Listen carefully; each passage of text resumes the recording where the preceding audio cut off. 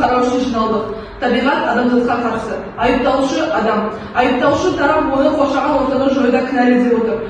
Қорғаушы тарапы оны түзелуге тырысып жатқанын айтады. Прокурор, сізге сөз. Құрметті сот, менің бұлтартпас дәлелдерім бар. Адам ормандарды кесіп, өзендерді ластап, тонна қоқыс тастайды. Ол ғаламшардың болашағы туралы ойламайды. Айыптаушыны және куәгерлерді ортаға шақырамыз. Кір. Бұрын менің өзендерім мөлдірдей таза, ал мұхиттарым тіршілікке толы болды.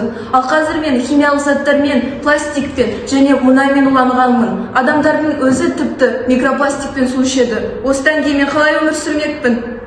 Ал мен бір кездері таза, мөлдір болдым. Ал қазір түтінге, газға, улы қалдықтарға толдым.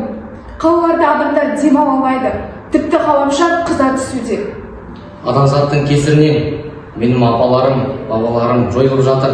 Ормандар өртеніп, мұхиттар тартылып жатыр. Бізге көмек керек сол.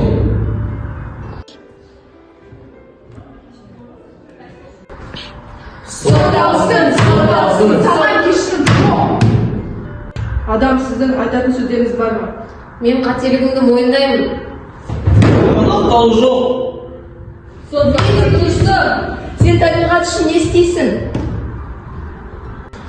Мен жерді жоюды қаламаймын. Мен уәде беремін. Суды, ауаны, жануарды аялап ұстаймын.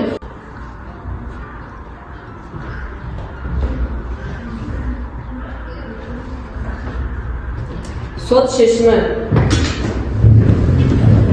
Адамға екінші мүмкіндік беріледі. Бірақ ол түзелмесе, үкім ауыр болмақ. Ғаламшардың болашағы біздің қолымызда. Табиғатты қорғаңдар!